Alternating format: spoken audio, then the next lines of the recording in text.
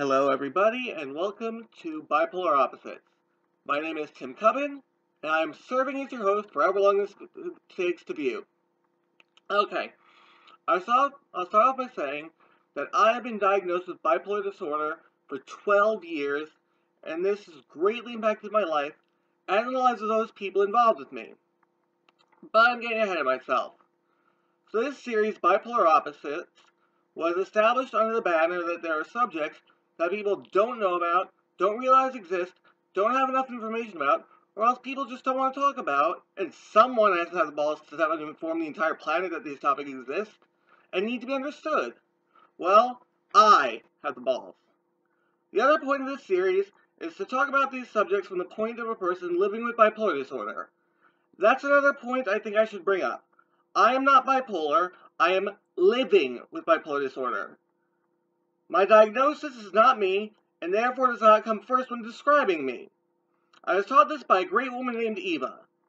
This applies to any other diagnosis as well. We are ourselves, not our diagnosis. This is something I don't think enough people realize.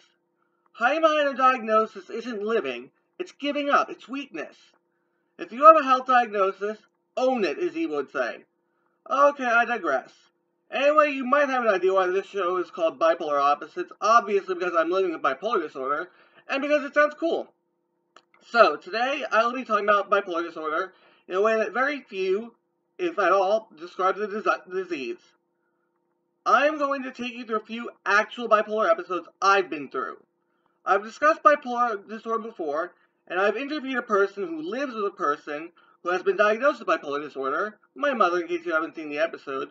If you haven't, it's called Living with a Family Member who is diagnosed with bipolar disorder, and I highly recommend you go back and view it.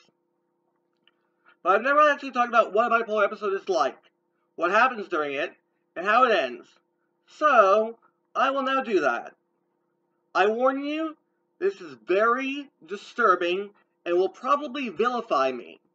But I'm okay with that. This needs to be said. Okay, I'll walk you through this. It was a Sunday. I was doing a school paper that was due the next day. You know when you're typing and forget to save for a long time? I hadn't saved at all. And that is, of course, when the power went out. This paper was worth 20% of the grade recorder, and my grade was in the 70s. Having been worked up by just having to do the damn paper, I let out a roar of frustration. My mom walked into the den where we kept the computer and tried to calm me down. I'm not sure the exact dialogue, but I'll estimate it as best as I can. "It's all right," she said calmly, to which I probably yelled, "It's all right, not all right. This is going to murder my grade and I'll fail."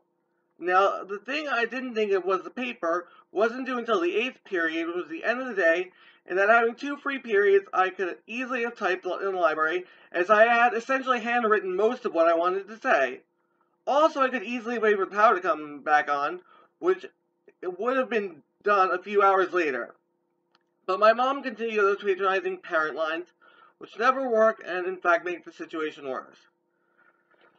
So the stress and the frustration built up. What happened next is something I would never do in my sane mind, I deeply regret, and swear never to do again. I ran up to my mother and started punching her. I was so worked up, it's a blur, I really wasn't myself, but that's not an excuse. She cried to stop several times, but I was in such a rage I didn't care. What made me stop was the sight of blood coming from her scalp. Just the sight of red brought me back to my senses with a what have I done moment. I stopped, horrified. I ran to the phone, called 911, and told them I had assaulted my mom. The rest of the day is a blur, but I know I curled up in my kitchen and rocked back and forth. When the police came, my mom refused to press charges and told the police I have bipolar disorder. We were both brought to the hospital. She was tended to, I was given several medication injections, then 5 hours later we were sent home. I have been disgusted with myself for doing this, and will never hurt anyone for no reason like that ever again.